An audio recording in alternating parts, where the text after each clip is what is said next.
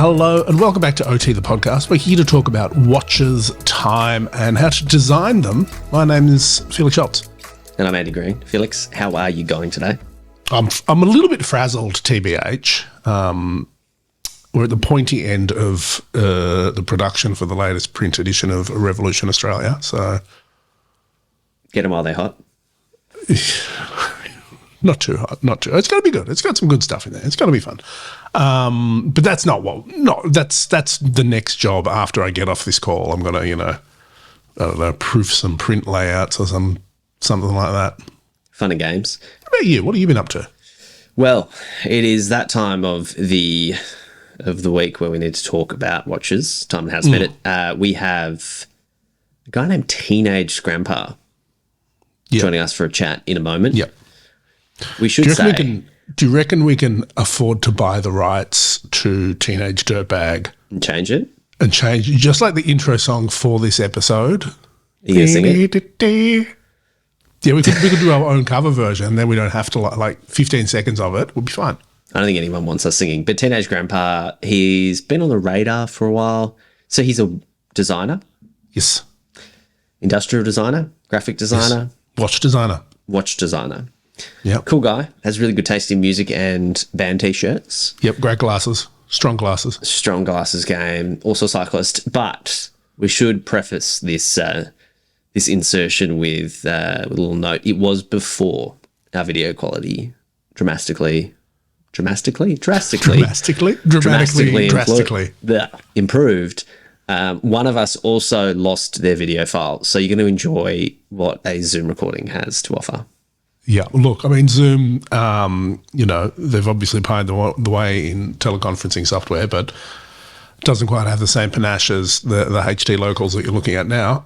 Yep, sorry about that. That was me. Why did we spend thousands of dollars on cameras? That's all. Clearly my not question. Andy stuffing that up. Wait, I think this is something that's pretty accurate. If there's ever an error, like a technical error in this sort of thing, 9 times out of 10, it's your boy Felix. Yeah, you've got a boomer level of competence when it comes. Sorry to the boomers that listen. You're probably our core. I've got the show notes on the iPad that I'm size 18 font. Yes. I did actually have a bit of a senior moment where accidentally in my pocket I realised that on my text messages app I can just make them bigger, like increase the font size, and I'm like, maybe I'll bring it up a few points. Yeah, there's also like a simple mode on your phone as well where all the icons and everything gets bigger as well for you, just to make life easier, mate. But anyway, before we do that, I'm turning 40 this year. It's all downhill. Or uphill, depends on the perspective. Depends on who you ask. But a few things been happening. I'm going to get into my manufacture visit at Cartier in a moment. Yes, we will. Very excited to finally share that conversation with people other than you. Did you see the Kith and Tag Heuer collaboration? How could I not? Another spectacular example of the watch re-release we had to have to reference a little bit of Australian political history from the 90s. This was one of the, if you follow what people are doing in watches, and this was one of the most telegraphed releases I think I've ever seen. The amount of people we saw on Instagram coincidentally buying vintage F1s. Yeah. Always truly wanted staggering. Mine from when I was a kid. I've seen the embargoed press release. I know what you're doing here. And Tag Heuer have been pretty sort of broad in like, there's maybe something coming, like they've done that whole thing. So that's, the watch media and industry in full swing. I found it really interesting because it's sort of, it's a 2,200 Australian dollar, 1,500 US dollar watch. Fine, expensive, not entry level. I don't know where you end up if you inflate the original F1 price. You can buy a new iPhone for that. Barely these days. But you kind of were just before asking me why you would do this, and it is an interesting question because you got to remind yourself that LVMH have so much money and actual influence. Like they can do whatever they want and they can get whatever they want. Like those guys have no limits really other than international law. And so you really must just do specifically though, I'm things interested in the Kith bit of it. Well, that's what I'm saying. It's an Kith? LVMH-led thing, right? Yeah. But they can do whatever they want. They can get whatever they want. There is not a thing on the planet they can't buy, really. Yep. You know, there's things, right? But so to choose a collaboration like that is quite interesting, because if it was a smaller brand or if it was something else, you'd be like, oh, they're really trying to leverage the Kith brand, but like they have kind of the biggest, most powerful brand being LVMH in the world. Like they are one of the biggest companies in the world and the richest people in the luxury consumer, that in that sector. Yeah. So it is interesting, but it's, I mean, cool enough, I guess. I don't know that they needed Kith to do the launch or to do limited. I mean, maybe it makes the storytelling a bit easier, or maybe it opens up, I mean, there's all of these things. It's a marketing thing. It probably opens it up into coverage outside of watch nerds, Well, that's got to be the play of sort of pushing tag outside of watch nerds into sort of streetwear guys, hype guys, and probably a younger and different market. That's the logical reason for doing the collaboration. Like Mario, but for fashion. Yeah, well, if you think about who Tag Heuer's core market is, it probably aligns quite well. Obviously, Kith, everything they do is pretty limited, and that's a big part of their model. So I'd say that's why it was limited. But I'd say this is about reaching different audiences and pushing a watch into the mainstream and getting that mainstream noise. The fact that watch people seem to like it is probably the biggest surprise. Well, I mean, it's hard not to. I mean, it's had such positive goodwill, the old classic F1, for such a long time. I just don't see them spending money. It would have been on really hard to stuff it up, I think. I don't know that the cursive font really works for me. I find the limited edition strange. Yeah, for like the every person's entry level Tag Heuer. But that's just that's just a hype piece. Yeah, I guess we'll see a regular slightly changed. 100%. Like it's a success metric if your watch sells out and resells for a huge premium. Like they would be screenshotting eBay listings internally and going, "We nailed this!" Like that. Job done. In the last few years, I would guarantee that is a metric of success. And it's not for them caring about the actual retail price. It's a measure of how popular. Viral. Yeah. It's the new viral. It prompts me. We spoke about it a bit before offline. It's the Tag Heuer Moonswatch, which for me lends a question. Sorry, just had to coordinate the drinks out of the colour matched Yetis there for anyone watching. If you're not watching, check it out on YouTube for that moment of unsponsored sponsorship opportunity. The question it brings to me is, what's next? Who's going to have a Moonswatch moment next? Tag Heuer's had a Moonswatch moment. Blancpain's had a Moonswatch moment. Who else can have a Moonswatch moment? Hashtag trademark. I reckon Hublot. The not for sale one, maybe? Yeah, something like that. That's a bit more like sub 10K, because the price point is pretty high these days. They do stuff with fun materials. They're part of that large group. They do enough volume that they could actually do something that's affordable if they wanted to, or more accessible. And rather than I reckon it'd be like a football World Cup watch. Well, here's the thing, right? Rather than use watch brands within the group, Tag Heuer Zenith is like a gateway or a stepping stone to get a Hublot. They could do it themselves. Well, what do you mean? Well, so that's sort of the natural progression, right? Like if you're a Tag Heuer person, maybe you'll go to Zenith if you're more into the movement, technical stuff, or you'll leap into an Hublot. But sort of 20, 30, 40K, mate, there's an opportunity there for them to do something. A 5K Hublot. Yeah, not for sale. It's not the smartwatch. Is this the new smartwatch? Because that was the big thing as well. Like you had the tag that have that sort of thing. Some other options here for the next Moonswatch moment, Andy. Just gonna throw these out. Let's see. Hit me. What sticks? Hit me. Frank Mueller, obviously. Yep, sure. It's happening. They've got a love of crazy design and bold color, and crazy hours. Surely we could do that with quartz module. Who else we got, Andy? We've often talked about the other guys in the Swatch group. Breguet is a hard sell, but maybe the natural. No. Rolex Oyster Quartz. Here we go. Oh, bring that back. Oh, bring that back. People would buy that actually. Or a Yeah, quartz, 100%. or a quartz boy Midas. Oh, imagine if the Midas came back. It could come in a little one of those old fat, like those oyster boxes that they. Imagine if the Midas came back. Yeah, nice. I, in a similar vein, bring back the Beta 21 consortium as a way to get Patek to do a quartz watch. Okay, so you've sent me off track here, which is a classic. No, you've derailed as usual, Felix. Did you see what Mr. Enthusiast and Hodinky are up to? And Mark Cho from the Armory? No. So you know how he talked about that watch? He's been teasing the watch. I don't know how Hodinky threw much we up a can... story. No, they threw up did a he? story coming soon. So they must be the exclusive retailer. Three-way, Well, enthusiast Cho Ding. Is that what we're talking about? I don't know. Yeah, I think technically. Plus the manufacturer. So that's a four-way collab. That's a four-way collab, Andy. Yeah, so Toledano and Chan threw it up. Yeah. And That's a great law firm name, by the way. Toledano and Chan. I trust them with my probate. And so they're the exclusive retailer, so it must be pretty limited. Sure. Whatever they're cooking up may or may not have seen the watch. There's a few tasty teasers on the Instagram, which we should link Definitely up. not Moonswatch material. Who else can do it? Who else? This is good. Send me a link. We'll put it in the show notes, whatever it is. But I want to see if there's any other Moonswatch potential. Omega's already got them. Who else is there? I don't know. I'm not even thinking. Could we have the Giro Purago Chrono Hawk 2 Moonswatch?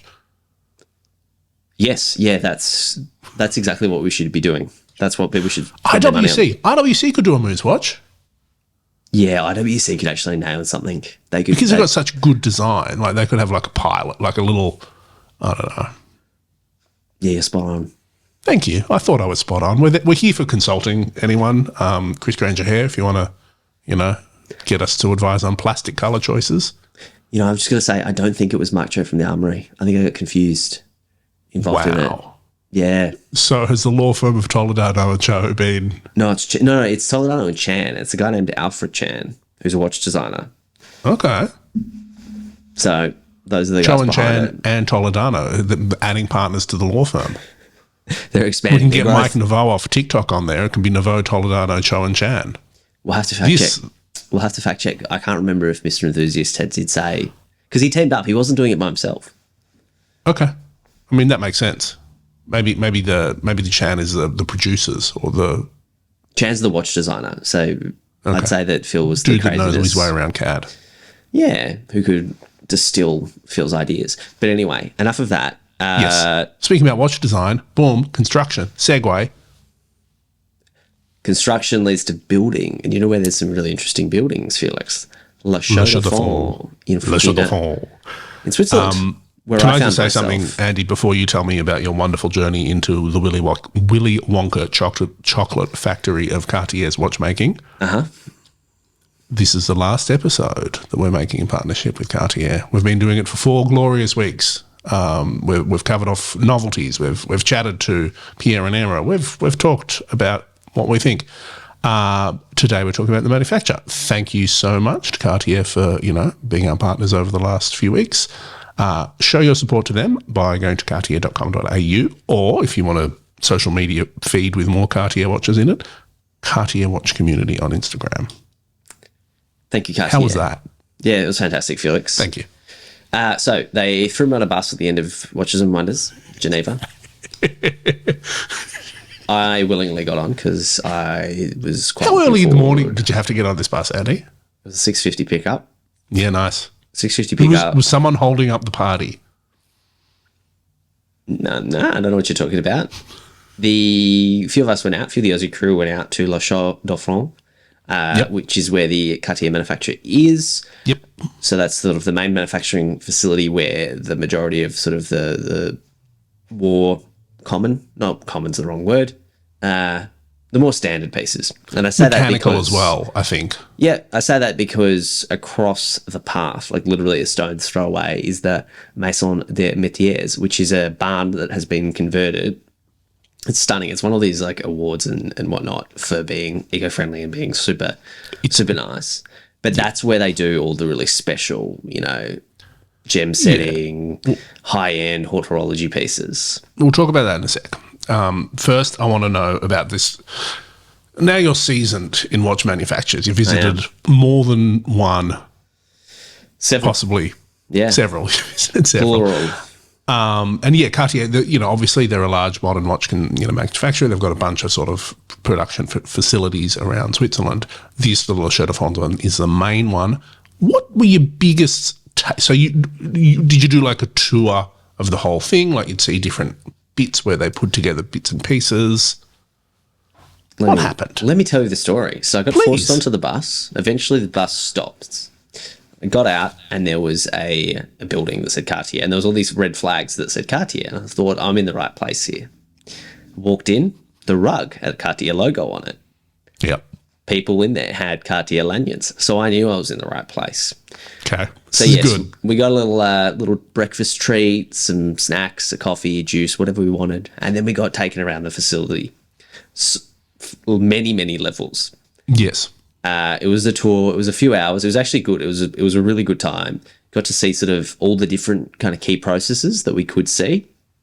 So the machines that sort of CNC the bracelets, the links, the cases, through to the hand polishing that the watchmakers do, the assembly. One of the really cool things was seeing how they make like the curved glass, and it's a guy sitting in a room with like a flame shooting down, and it spins, and he uses like a piece of paper as a guide to know when the light is reflecting off the glass at the right angle. Like it hits a spot on his sheet of paper, and that's when it's the perfect shape. The curvature is correct. Yeah, that's how he measures the curvature. Yep. And really seeing how hands-on everything is. And it's so impressive because they've got, obviously there's modern machinery, CNC and that sort of stuff, and like modern polishing techniques as well as traditional. But seeing how they incorporate it all, it's quite overwhelming. It's quite overwhelming just seeing the volume. And if you actually stop and think of they want to make 100 Cartier Santos in steel, like the amount of steps and touch points, it really made me appreciate why these things are expensive. Yeah. You've got experience these days in manufacturing through some of your other stuff. And as I understand it, it's all about like the cost is the number of processes. It's pretty much the number, and the hands touching it. So lifting it, moving it, even remounting things. And if you think of a bracelet, the amount of links and some of those bracelets that are, 300 pieces, they get hand assembled. Yeah. Everything's serial numbered. Everything's like super clean and super organized. But it was a really good insight into the whole kind of process and what's involved and how they focus on different things, where they get inspiration, and just cool stuff that you don't get to see online, like how they put like varnish on the cases to know where they've polished. Yes. I found that really interesting. I found it interesting and it's stuff that you go, of course they have this for that. But spec sheets for how they set the diamonds on a, like a Panther high jewelry piece. Like there's a spec sheet.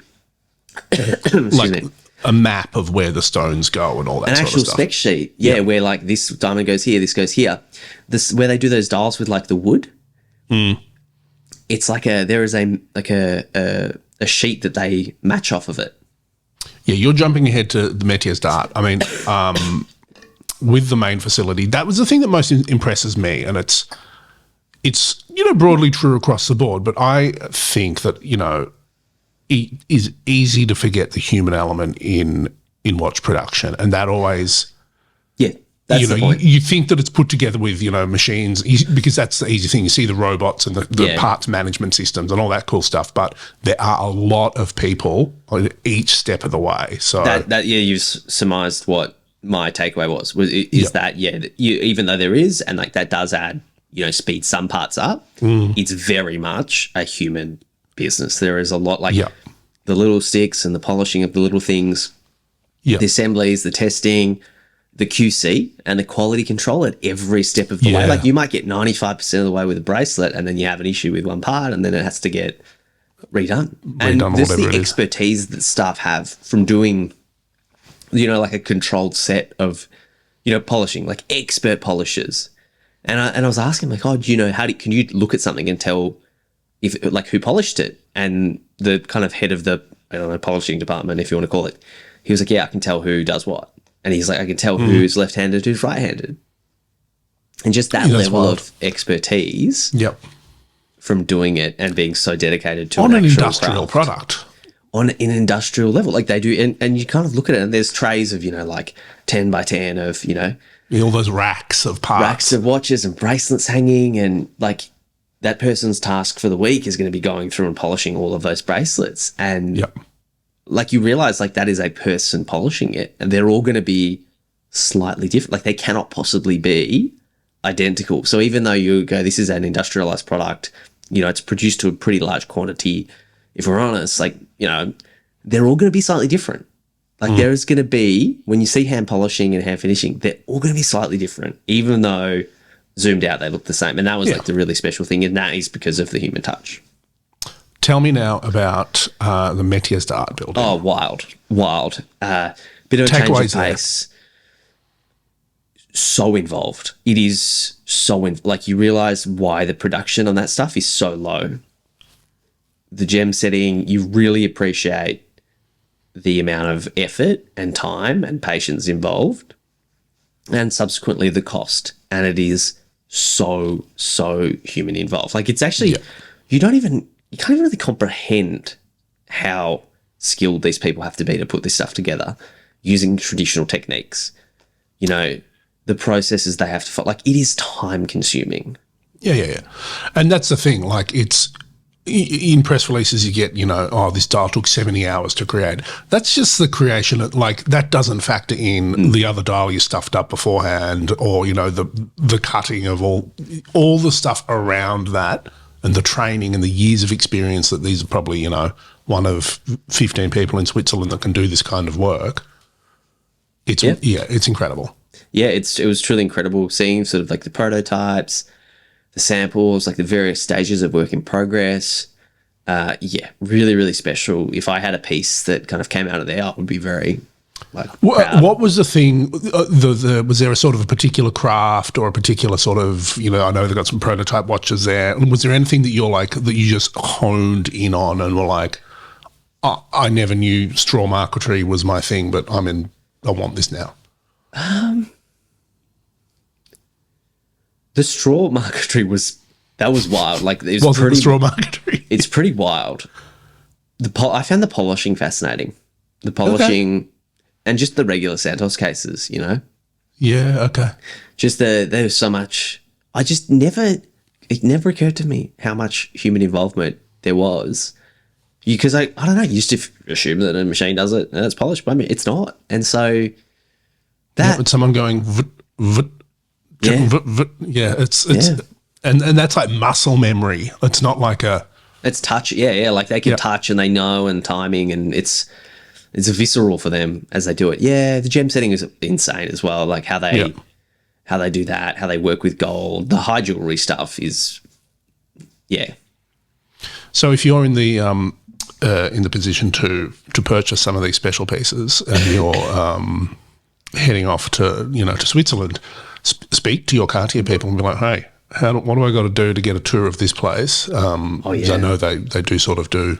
Yeah, if you ever get offered, or if you're ever around, and line it up. It was really cool. Beautiful spot in the world as well. Yep. Wild Valley, a couple of other big names out there as well. Hills, fields of farm of some yellow plant that I don't know what it was. Probably dandelion.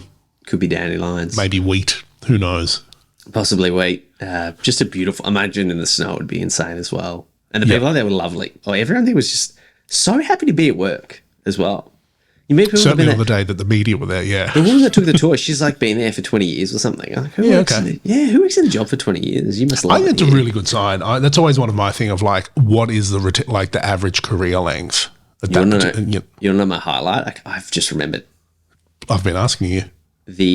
So they have the service department, but then they have like the heritage service department. Oh yes, that was. Did you get to see some bits you weren't allowed to photograph that belonged to people? No photos down there, mate. No photos down there.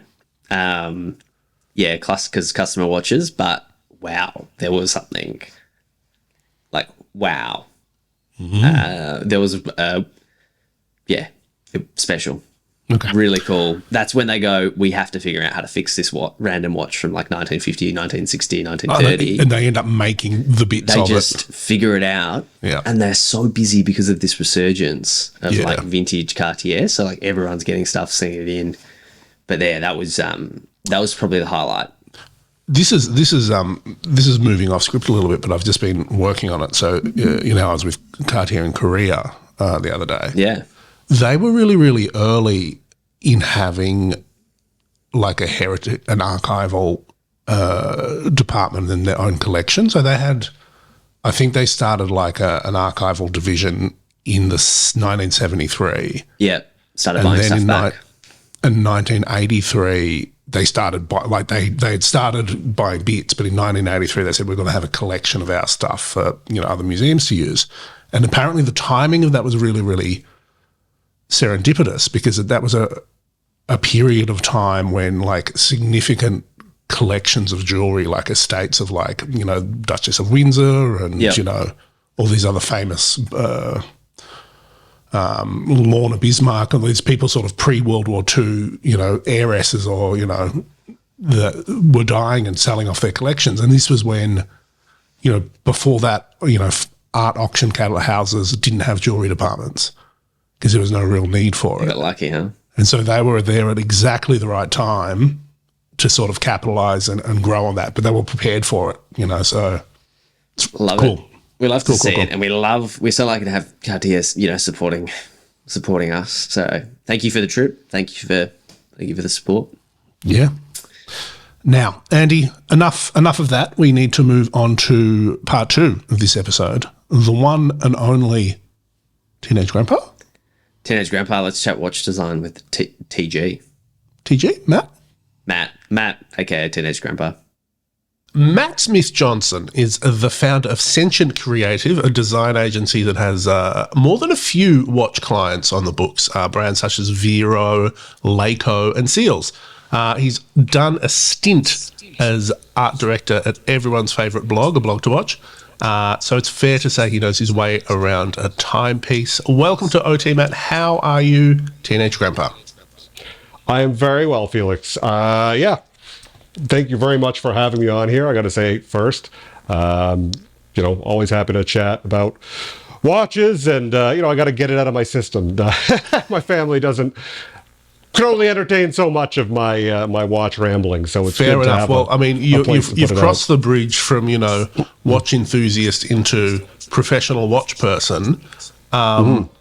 So how did, and I think that's probably a really great place to start. How did you get into watch design? It's not what you sort of, go to the school career fair and say, I want to grow up, I want to be a watch designer. Yeah, no, it was not. And it was not a linear, neat pathway to get here. I'm just thinking about how far back I should go. Well, I always was interested in being a designer, being a graphic designer since I was in grade school. I had a teacher, I loved heavy metal album art, and I had a teacher tell me, if you want to do that for a living, you got to be a graphic designer. And then from that point forward, I was like, that's it. That's what I'm going to do. I don't care. So I did that. I went to design school out here in Ontario, Canada. A lot of people assume I went to OCAD because that's the hip one that everyone knows in Toronto. But actually, I went to a school called Durham College. Now the program is called MAD, but back then it was just Durham College Arts program. And I did the graphic design course, and I had amazing professors. And then out of there, I wanted to do very different things. I used to think I wanted to be an editorial. And that was what I was really focusing on in my portfolio at the time and learning about. And I have never once worked in editorial. So that's how that worked out. Yeah, well done. You get out of college and you're hungry, you need to eat and pay your rent and all those things. So I was working for one of the big news agencies out here doing the little graphic, the graphics that appear over the shoulder. It's talking about malaria, and then there's a mosquito sucking blood out of the that world. Was you that was your fine work. Me doing those things, yeah. Not the most entertaining work, but I, paid the bills and kept the lights on. So I did that for a while. I had a clothing brand. I tried a lot of different things. Yeah. I always had an interest in watches, I should say. When I was also very young, I thought watches were really important. Since I was a little kid, I don't know where this came from. I just have always been fascinated by them. And I was in design school in college. while I was getting my degree that I started buying watch magazines. I had a little extra money that I could buy that. You know, the professors encourage you to read what inspires you. So I started reading QP and stuff like that. Yep. And it just really just shot my interest into the, you know, stratosphere. However, the internet back then wasn't as well filled with knowledge. It wasn't as easy to find. So, you know, you'd go on and start looking up stuff and you just return almost nothing. So yeah, early 2000s. Yeah, you know, about, I'd say, you know, 20 years ago, maybe even at this point, I started to be like, well, I want to get into the watch industry. Yeah. I don't know how to do it. So I started to make watch straps, or started to try and learn how to do it. It took me quite a while to learn how to make a good one that was sellable. Yeah. And I also used to make pocket squares and some other little accessories. I sold them on Etsy. Tumblr. And I was the only watch strap seller on Etsy, I feel like, when I started. And to get an Etsy account, I had to send pictures of me making it to prove to them that I was actually making them. So that's another era entirely of that website. And I called it Teenage Grandpa. That's where I got the name started. And I kind of like Teenage Grandpa because it was the idea of something kind of old and something kind of new and fresh, and just the weird kind of like, you know, energy when you put those two beside each other. I thought, well, that fits. And so, yeah, I was selling the accessories on there, and the thing that really took off was watch straps. That's how I met a blog to watch, James Stacy, who's now at Hojinki. Yep. One of the top editors there, I believe. And he saw my straps. He liked them. He wrote a review. We did a collaboration with the blog to watch. And then, you know, over my chats with Ariel, I had mentioned, you know, I'm a designer. I do a lot of branding. I was working at an agency at that time. And he said, oh, well, we kind of need a rebrand and a new site. And then that was, you know, really the first, you know, paying gig. And I was doing it moonlighting while I had a day job at an agency. And I kept working on it, and you know, the site went well, and you know, there's been a few iterations. The site that's online right now as this recording is mostly what was the last version of that I upload. I don't have time to do that anymore. But yeah, it was a really good entryway into being able to get closer to people. And, you know, I started writing reviews, seeing more watches, you know, getting hands-on. Also, it's around the time when Red Bar started, so you go to meetups, and there's all the inspiration, and that now you're getting connections. And what actually happened was so being an agency, like, as just a graphic designer, was going pretty good. And I had a really good client, which was owned by a Canadian band called the Tragically Hip. Which is, if you're in Canada, they were like, everyone loves them. And this is before their singer had passed away. But they wanted to get into, the cannabis market. I don't know if I can say that or that's going to get in trouble, but that's what they wanted. And I made a brand for them. And things were like really starting to take off with my design agency. And I was like, I had an employee and I was looking at hiring more people. And then, you know, the company got a very high valuation, and it was going very well. And they called me in one day to a meeting, and I was all excited. And they went, you did a great job. Everything's great. We got like $1 billion plus valuation. Haven't even sold product yet. It's all thanks to your brand. However, the investors are saying, who's this Matt guy from Toronto? And so we got to go with a big agency to keep their investment dollars coming. That's a classic story. Everything I had built in one fell swoop. And I remember that drive home just being like, how do I go home now? Like, I got to go tell my employee what just happened. I got to go tell, you know, my wife at the time what happened. This is tough. Had a lot riding on that. And so made it home eventually, and I was pretty bummed. And then I saw that there was the Wind-Up Watch Fair happening, and I said, you know, I've never allowed myself to go to one of these things because I thought it's irresponsible. I got other work to do, and I was very busy with building my business. And I went, well, what do I got to lose? You know, I'm just going to go there. I'll see if I can get a watch client of any type. I have no plan. I'm just going to buy a ticket, whatever. I'll buy it all on the business. If the business is going to tank, as it looks like that's the direction we're going, then I'm already headed that way. So who cares? And so I went there, and that's where I met, at the same event, I met Michael Seals, and I met face to face Emmanuel Dietrich, who was really helped me along the way too, in terms of figuring out what to do as a designer and where to go with this desire. And I would say that was really the point where designing that seal. So I just did some dials variations for the Model A, which was going to be retired. So we called it the Model A.5. There was going to be a Model B, which I don't know if that ever happened. But anyways, I just designed these kind of really wild, colorful dials for them. When I look back at them, part of me is like, ooh, did I go a bit too far? Like, I was so excited to get that job and I had so many ideas, and it was a really good time building that. And that was like, then you get that, and then, Laco saw at one of the shows, another wind-up. I met them, and I showed them what I'd done, and they went, oh, that's pretty cool. Oh, and you do the blog? Oh, could you do a review for us? And then so I did that, and then that grew into what became the Radox, which is what still a lot of people know me as the Radox guy. I'm totally fine with that. Honestly, doing that project, I was like, if this is the only thing that I get to do, and it gets me to this, like, if this is where it ends, like, I'll be happy with having done this. It was such a fun project. But that was also like a pitch. The Radox that ended up existing in the box and everything, that it was basically fully designed. We pitched them the completed thing, and that was with a blog to watch. Ariel made the connections, and he actually pointed me in the direction of doing a Fallout theme, not just like Apocalypse. So it was that kind of nice balance of my own ideas with someone else kind of helped me make a brief, really, which as a designer, I always need a really good brief to help me, make point you in good the stuff. right direction. It's real hard when someone this is as an aside, but just it's hard as a designer when someone says, just do whatever you want.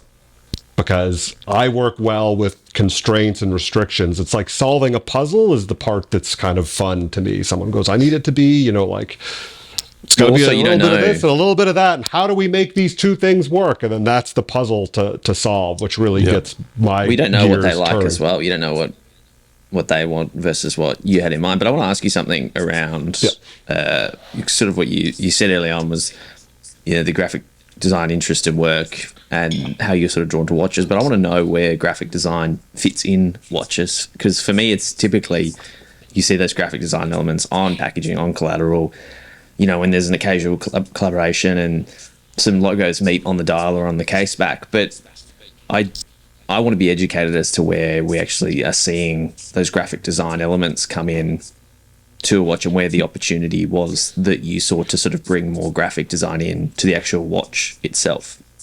Yeah, so that's a great question. There was a lot, and that is really what drew me to the idea of doing watches rather than just appreciating them, is I started to notice there was a lot of opportunity for graphic design on watches. Very basic stuff like typography, right? I would see, I remember there's one that really stands out in my mind, and it's one of the original Audemars Piguet Millenary watches. It's like the gold with the big crazy oval dial, and on the back it just says Millenary, and it's like a balloon word art that was clearly generated in like Microsoft PowerPoint or something, and that's engraved on the case back, and you go, whoa, like what is happening? So, and that's one of the things, a watch design that would really appeal to me also, when just as a, kind of informal enthusiast, was when a watch had really good type, maybe even at first I don't notice it. I just really like that. And then you look closer, you go, oh, all the type is done properly. It's even if it's a very old watch, those things were done by hand. And so a lot of the very, look at like a chronograph from the 40s, you're not going to find bad type. It was all done by hand, and those people knew they were draftsmen. They knew how to do type, and it's immaculate, and some of those dials too, they're lots of, they got the telemeter and all these things overlapping, but somehow it works because it was done by really, really skilled people. And then, with the adding basically technology to the mix, desktop publishing. It's kind of wonderful because it gives tools to people that otherwise wouldn't have tried it. But also then you see people go, well, I can save costs by I just generate this thing here and who cares, right? So you see a lot of bad type. But then also in one thing that I learned in graphic design as a professional, and in school too, but much more as a professional doing brand building, is you have to have like a concise narrative from front to back. Everything should support another thing.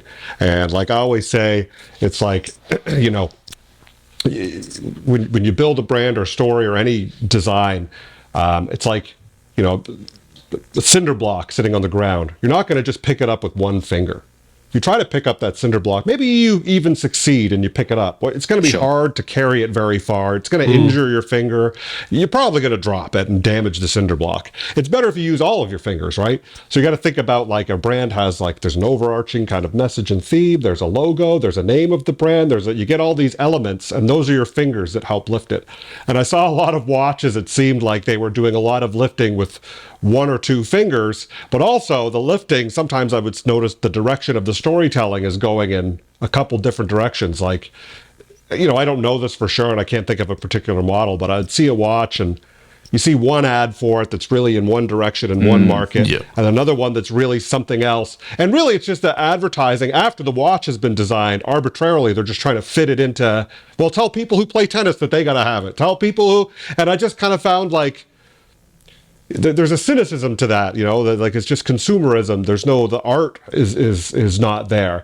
And, I will tell you up and down that graphic design isn't necessarily an art. It's very different from artwork, where art is for interpretation and enjoyment. Design has to do a thing. There's a goal. There's a material goal. You have to communicate something. Anyway, so I just thought there was a lot of opportunity in storytelling in the watch and in the design where it's like, well, you could do, a piece here and that could build on that and build on that. Just like when you build a brand, you have all these supporting things that build this beautiful tiered system when it goes well.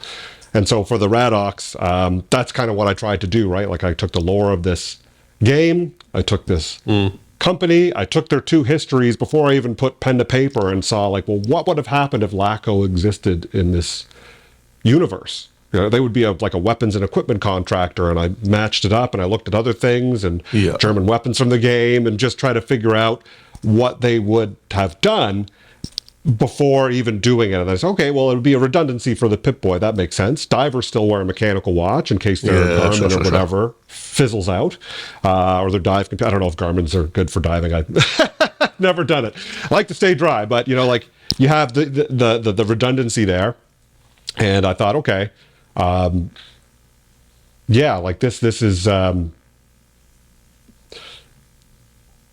this makes sense now, it's not just for, so, and also, even from the LACO point of view, I was like, looking at their aging watches to look like a thing that already existed. But I thought, well, how brilliant would it be if you used that aging to make something that doesn't exist? Like you would add legitimacy. It's like when you see prop masters working on a movie and they're adding grime to spacesuits and to the control panels and wear and stuff. Like all of that helps it look lived in, helps it look real. And I was like, you could really sell this like in-game item, like living in reality with it. And so all the pieces in that package on the watch, even on the the case back, I have the radiation meter of the smiley face that turns into a barfing face and eventually a skull to show you how many sieverts you could take. Just all of that, I just thought that was like the graphic designer in me finding joy and putting these things together. And that's actually a thing that one of my professors and actually later one of my creative directors both said to me when I was younger. They were like, there's an expression, a smile in the mind. Great graphic design, you look at it, you go, oh, that looks nice. And then you're gonna hide all these almost like little Easter eggs in there, and then someone's gonna get it. Someone's gonna get the deeper thing you were saying, and they're gonna feel clever that they did it, and they're also gonna feel a bit of joy that it was entertaining, and they're gonna get a smile in their mind when they do that. And that's good design. It shouldn't be. It's got to kind of be invisible, but then also like it just has to look real. Some Easter eggs have to look like a bit of subtlety. Yeah. And so, anyways, that's a very long-winded answer. No, that's great. I'm a long-winded individual, but so you got your start in watches in graphic design. Do you also mess with sort of the more the product design or the actual functional bits of the watch itself? Like, are you having to deal with hand sizes or case stuff? Is that crept in, or are you sort of more? Yeah, I do. So like the workhorse, right? This I'm wearing one right now. One of my favorites. This is the Forest Service one. So the movement that was in this was, we had discussions with Vero and what we wanted to do, and we had to be automatic, solar, or kinetic. It can't be something with batteries you throw away. That wouldn't make sense. I think actually we were just talking about solar or automatic, and I found this movement, and it's listed on their website, but it wasn't in their catalog. Anyways, I contacted them and I said, hey, let's try this one. I think this hits the brief really well. So like I do try to get as involved as possible with speccing the movement. I haven't gotten into building the movement and where, say the pinholes come through the dial and where the rotor is going to be or any of that. I don't have that level of watchmaking experience, but I feel like that's the part where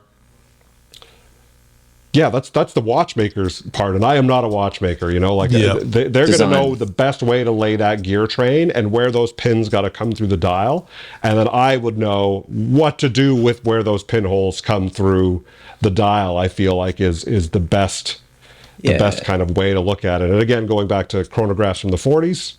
You had a guy who made the cases, guy who made the bracelets, a factory that made that. Like it was very compartmentalized like that. Not that you can't do more than one thing, but just it's very different roles as well, right? Like product design, watchmaking, graphic design.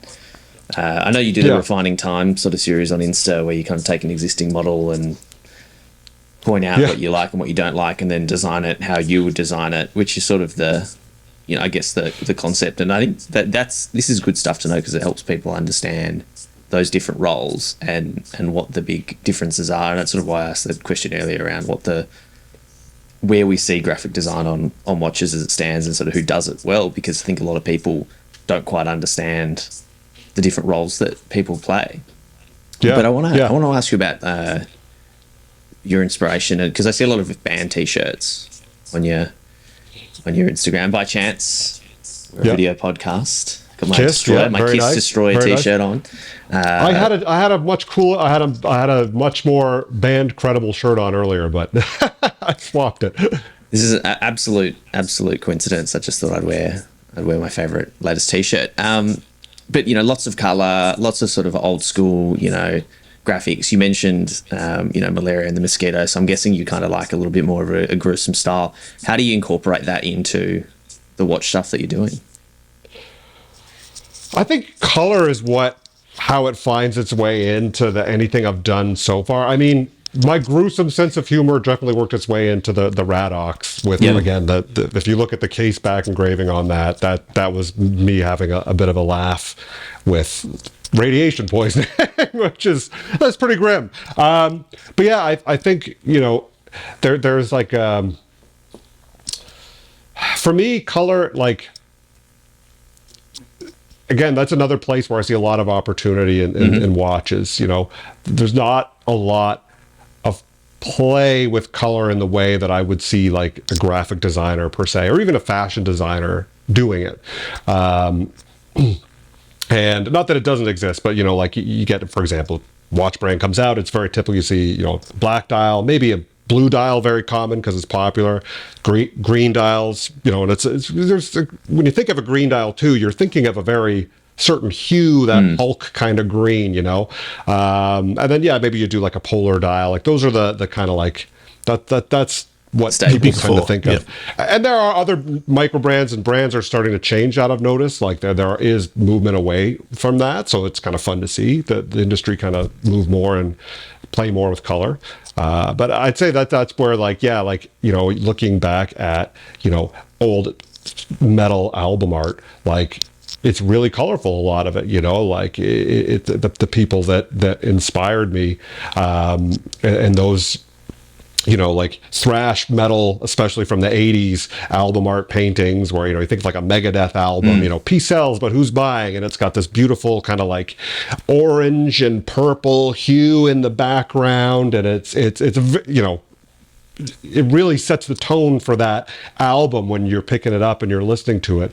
And, I kind of try to do that with color. Also, I find personally, this isn't really necessarily, it drives me a little bit because I try to make the colors meaningful, whatever I do spec. I don't just try to spec it for a reason. But I feel like there's like a lot of color feels very discordant to me, and I feel like I can almost hear it. Like that is the best way I can, when I'm looking at a design that's off, I'm not synesthesic or claiming to be anything like that, but I feel like there's just something where it feels discordant. Like when you hear a sour note, that feeling is what I feel when I look at a watch and then the type is like stretched out Times New Roman or something. I feel like someone's hit some wrong notes, and it really does give me a weird feeling. So when I'm the part of my work, when I'm doing things, sometimes I'll be working on something, I'll be like, this just leaves a weird frequency in my brain. I don't know how else to describe it, but I'll just that'll be my point to be like, I gotta leave it and come back until I can like make it feel harmonious. And I think color is an easy way to add like a harmonious feeling to a watch. And I wish I would see more of it. Again, we're starting to see more of it, but even more. I love color. Color's great. Absolutely. We were talking a little bit before we started recording about a project you've got in the pipeline, where you're sort of maybe taking a bigger role in sort of brand building and design.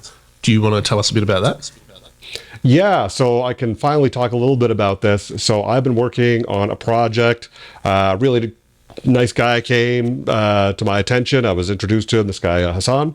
He wanted to. He's works in the U.S. military, and he wanted to make a military watch, but not like what exists. And we didn't have a name or anything, but he did have a very clear vision of what he wanted to achieve. And as described earlier, that's what I love. This guy had a really good brief for me. Like, don't know what it's got to look like, but I know that it's got to like hit this mark. So the company is going to be called, it's called Onward Watch Company.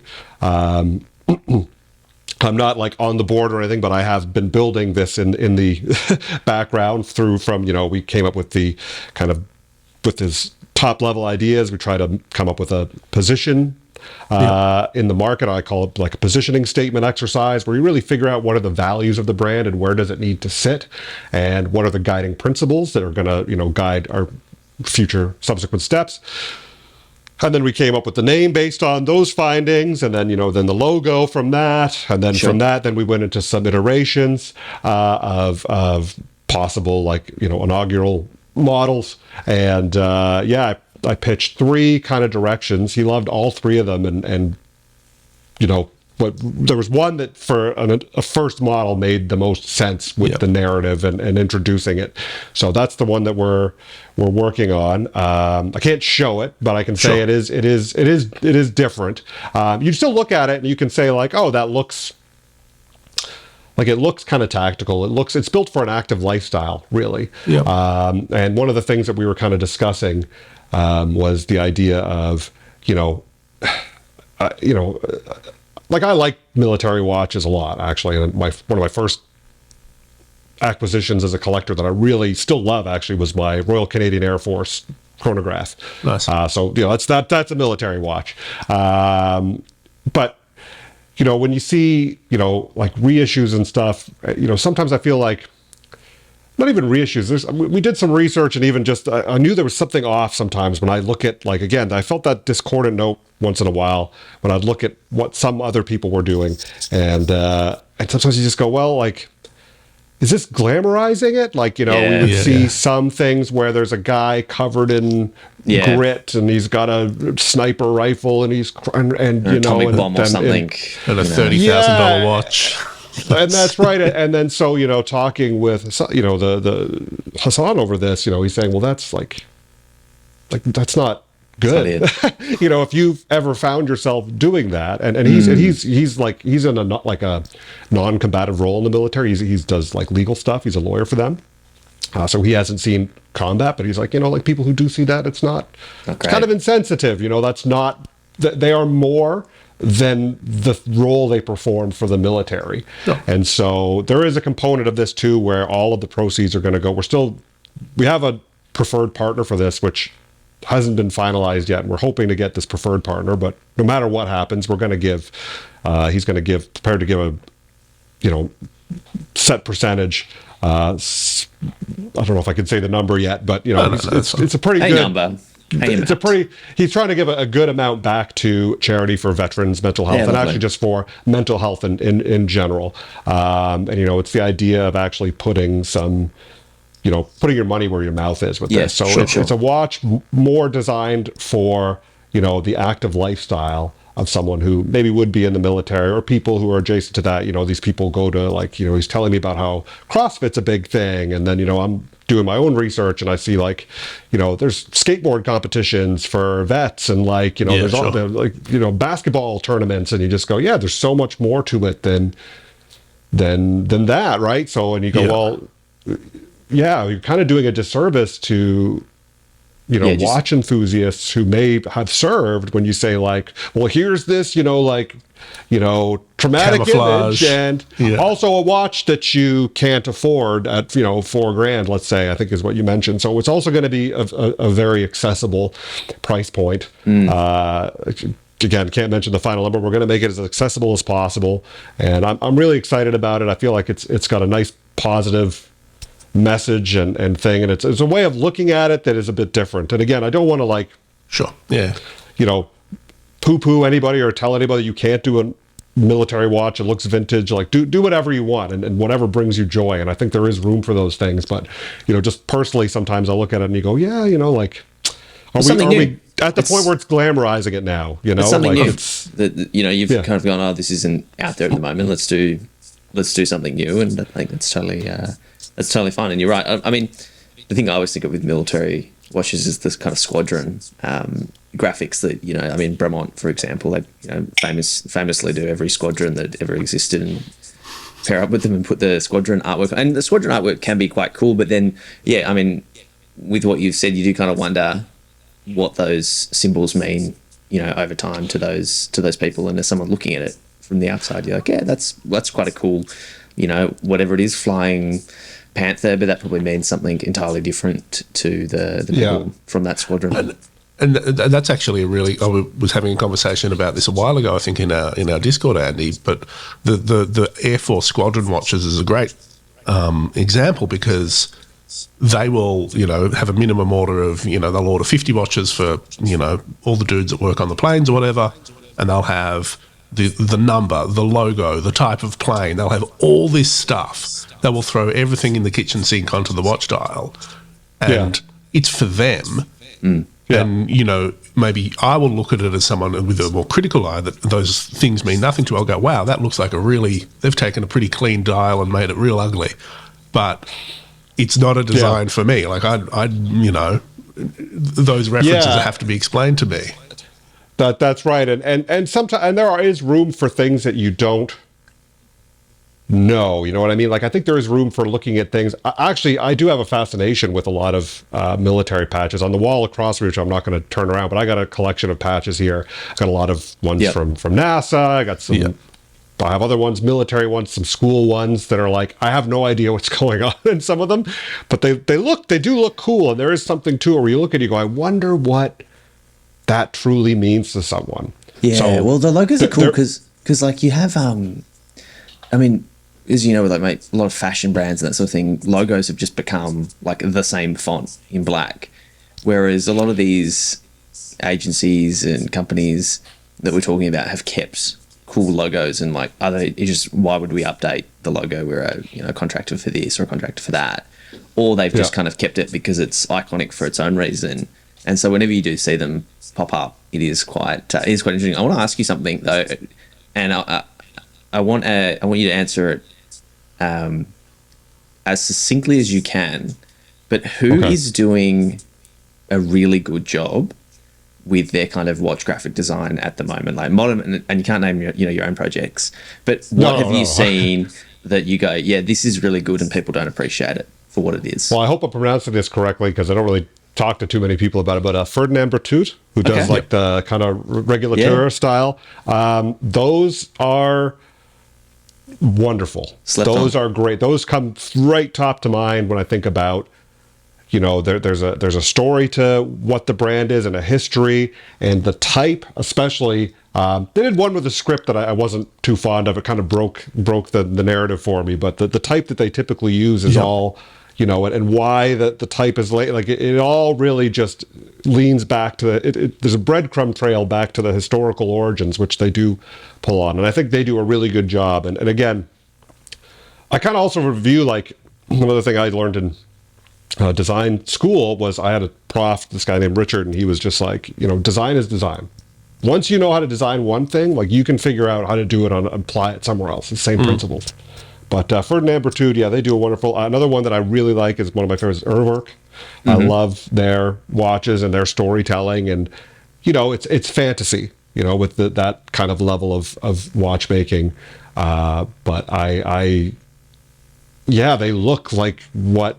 When they make up a fantasy of this watch being for like a space traveler or whatever, and the way everything will help sell you on that you are looking at this object, and it does work, right? For me, I totally get sucked into the world they create. So those are the two that come top of mind to me. I can easily imagine the designers of our work, maybe in a previous or parallel life, designing, sort of prog rock or metal album covers in the 80s. Like that. They haven't already. It's 100%. Yeah.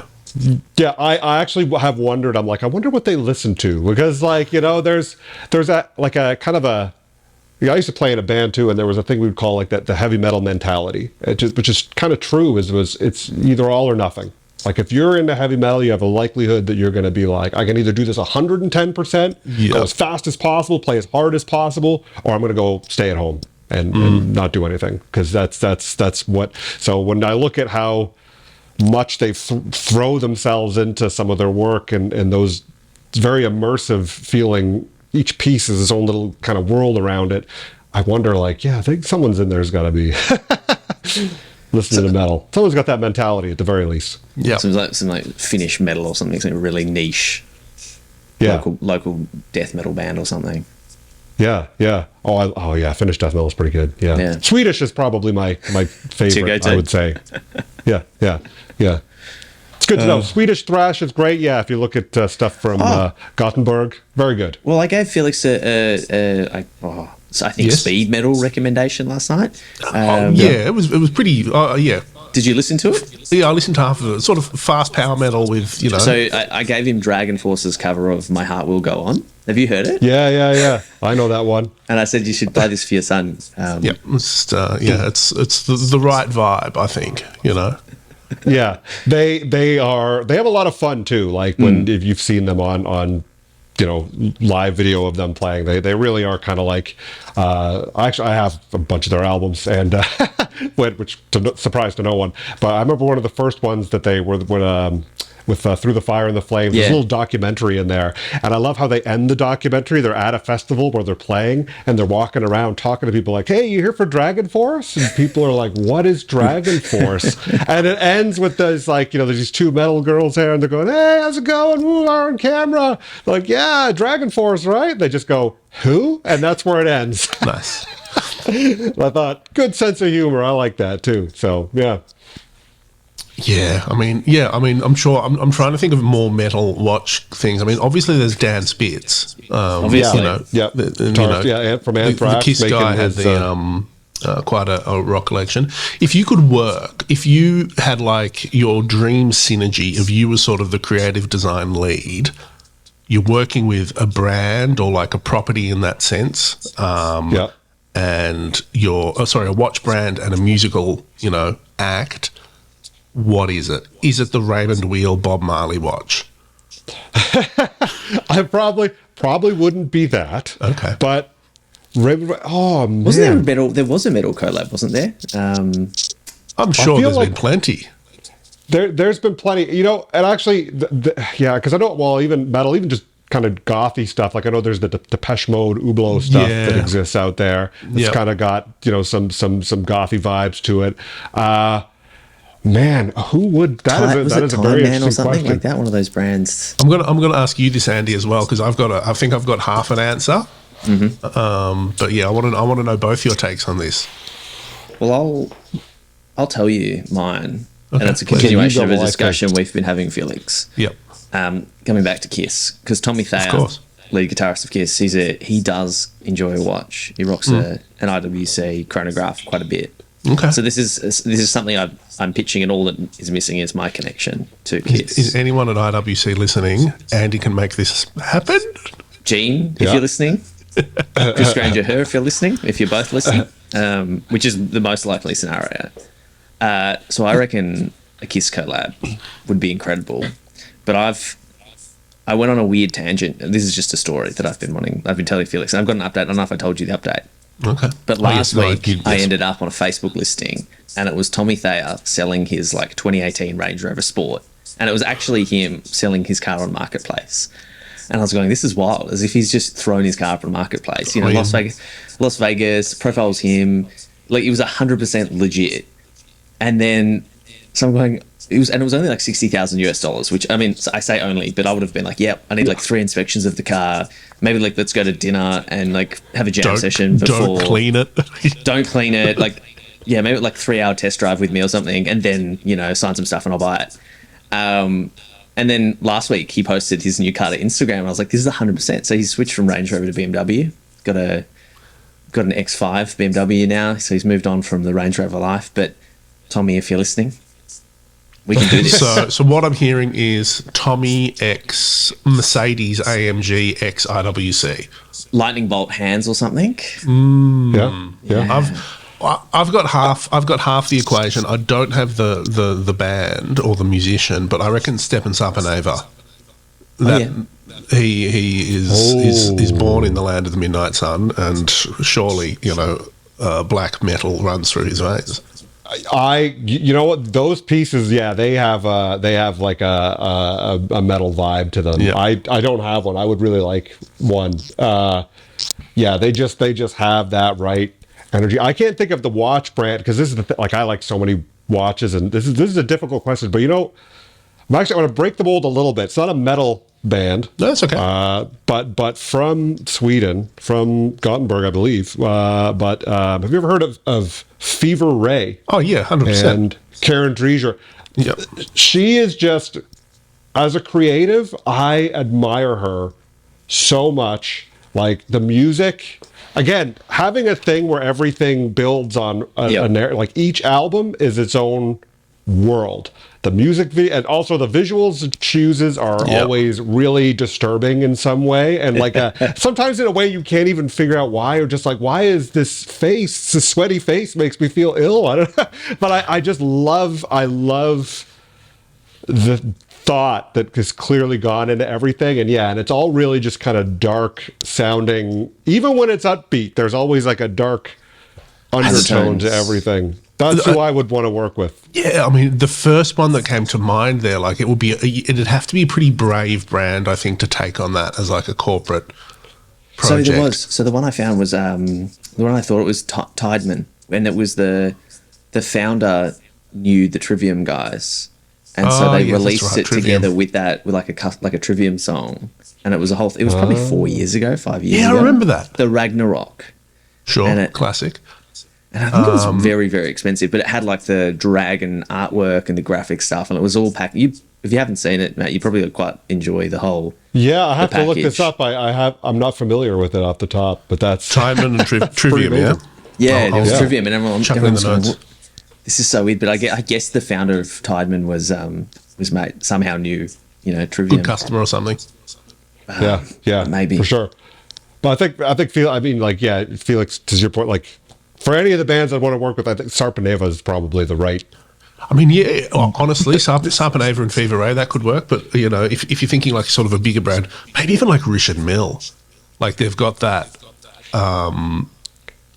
they could do something artisanal and sort of off the wall, and they wouldn't be too afraid, I don't think, to You know, I kind of view them as a little more conservative, to be honest. Even though their watches are wild, I think they have a formula and they really stick to it. True. Yeah. They really do. And I remember when there was that, I don't know, the golfer who has the pink watch, and how many, the promo for that piece was the story of how many times you have to be like, can we do a pink watch? And they were just like, no, absolutely not. So I don't know what Karen Dreger would want to do to a watch. It would be something like, I just remember there was an award ceremony, like this is ages ago. I think it was before Fever Ray, it might have been with the knife, but she was doing this like, you know, gala event and just showed up in this like red outfit with like all this prop makeup that made her look like she was melting over the outfit. That's incredible. I just thought, yeah, she's going to want to do something bizarre to, like, you're going to have to deface it some way. And I don't know if Richard Mille would be. Hublot. I mean, people knock on Hublot, but they might, you know, they'd be like, yeah, sure, we'll make 50 watches. Hublot would. But I think you've nailed like an indie, so an independent sort of collaboration with, you know, Sapaniva. But if you're going to go mainstream like Hublot or Richard Mille, I think you have to go a brand that wasn't part of a bigger group, because it would get, because then they'd start going, oh, which brand within the group would this fit within? But it would also have to be like a very, Chanel could happen. It would have to be a very mainstream metal band. And that's where things can kind of get probably risky for them. But it would have to be, I mean, it would just about have to be sort of Metallica. Yeah. Yeah. Oh, it's so boring. Like the bands I really like, you know, they're not going to do a dark funeral watch with, you know, inverse crucifix and pentagrams all over Metallica it. AP AP could happen, especially lately. Like they've been doing. I think it'd be Metallica Breitling. I can see George's can like wanting to just do it. It's convincing the CEO as well. Well, I can just see him going, you know what? I want to hang out with Metallica, hop on their jet. Yeah. Like we can race jets or something. That's true. You're right. Yeah, and that's the thing. It's like I think it'd be easier to pitch like a more successful metal band that, you know, has private jets and mansions and that has a department for dealing with the licensing of their IP. You know. Yeah. Rather than some guy like, you know, like the bands I like are still playing like small venues, really, especially when if they even decide to come to Canada. Like I've got it. You know, it's Kiss, and it's the rebirth of Gerald Genta, and we do something. And Disney, Kiss, Mickey Mouse, which has happened. Which is, I mean, they've already done that before. So, but Kiss and Mickey Mouse, or yeah. Oh, so really? Then you just bring in. Kiss has done everything. That works. Kiss has done absolutely every piece of, you know, branding. Well, they are like, they are really. They're the Disney. It's funny how mainstream they are. Really, like as a metal band, like you'd be hard pressed to find somebody who doesn't know who that is. I mean, maybe the younger generations where I'm out of touch now because I'm old. but I think they'd still know the shirts. They'd know the references. But like same as the Metallica shirts. Like you don't even know. So name that's 3 true. albums. That's true. I could argue. Yeah. No, you're right. But even that makeup, like again, like you know, like that is inspired like most of the bands I listen to. Without that band, like it's, you know, I don't know what the aesthetic would be. They really. Yeah. Well, I mean, this is great. With I love a watch podcast chat that veers heavily off watches. And did you have anything, any last sort of watchy related content before I dive into the infamous recommendation? I don't, but I was thinking maybe for the recommendation, it's a band T-shirt. Okay, all right. You're going to have to expand on that one, I think, for Matt. So every week we ask the guests for a recommendation of something they've been enjoying, non-watch related. But I think from you, I want like your greatest band T-shirt of all time recommendation. Ooh, you know, that is a tricky. I mean, one that I own or one that is the. I imagine you greatest design. I thought of the most iconic. Okay. But yeah, most iconic. Okay. So I wonder if I have the art here, so I can just throw it up. So Rust in Peace by Megadeth. That album cover, that T-shirt. I have that T-shirt. I have a really, like, it is the crispest the most high definition t-shirt print I've ever had. I saw it when we were at the every year there's like an exhibition in Toronto at the end of the summer, and there was a booth selling these t-shirts, and I saw this shirt and I was like, oh my god. And if you know the cover of Rust in Peace, it's like, you know, it's got Vic Rattlehead and he's holding up some like, you know, nuclear glowing jewel, and there's all these world leaders in the background, and you can see their name tags on the shirt. That's how fine the printing is, which I was just blown away with. I was like, just take my money, sir. This is mine now. But that is probably like, and even in terms of like metal album art, I think that's like probably like, and I don't want to be a gatekeeper, but like with real nerd credibility, I think that one really is my it's probably the most popular. I don't know, that one to me is kind of the pinnacle. That's it. That's the pinnacle. That's a great answer. Yeah. And then I will put in a second. There's a Dimmu Borgir t-shirt for the original album Stormblast, where it's got the long sleeves and it's got all the stuff up the side, which that always lends credibility. I feel like that's always been very metal. You need to put the logo 20 times up the sleeve, which is kind of redundant, but it's correct. I don't know why. And on the back of this shirt, there's these like gold frames with the original like 4 members and their photos with their like, you know, one's got a mace and one's got a sword and one has like a cape and a top hat. It is just so over the top.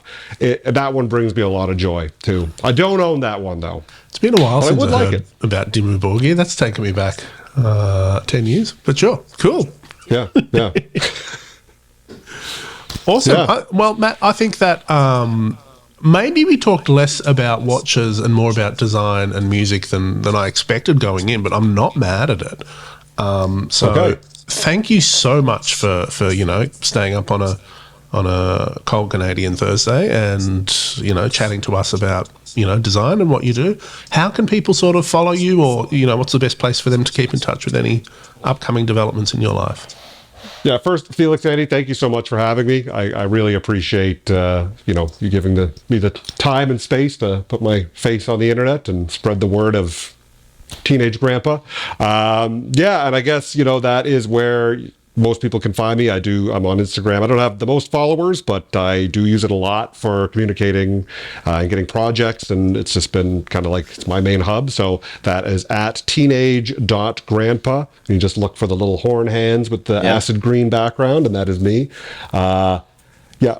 Also, I'm likely going to be changing Sentient Creative over to being called Teenage Grandpa at some point in the near future as well, just for more. We've been talking about consistent branding. Yeah. Well, the original intent of Sentient Creative was a little different, and watches. I was hoping it was going to be a part of that, but now we're going more in a concise in a more concise direction. With we'll link everything up. Amazing. Thank you so much. Our pleasure. What a great chat, Felix. Yeah, I didn't expect to be going into metal quite so much, but I'm here for it. Happy we did. Yeah. Love a band t-shirt. Yeah. Love ambassadors, metal band ambassadors. Let's make it happen. Yeah, we can make it happen. So many things have been made to happen. Andy, again, thank you once more for Cartier's support. Cartier.com.au, Cartier Watch Community on Instagram. Who else can you follow on Instagram, Andy? OT.podcast, of course. And every time we say it, we say hit up our Discord and people join and they love it. We've got a Substack that I'm sure Felix is overdue for writing something. As are you. You're meant to like do photos of... Yeah, I've got them. Nah. You're right. Thank you for support. We all make promises. Check us out on YouTube. Leave a comment, leave a subscribe, like the video if you like the video, all that sort of stuff. And yeah, we'll see you next time.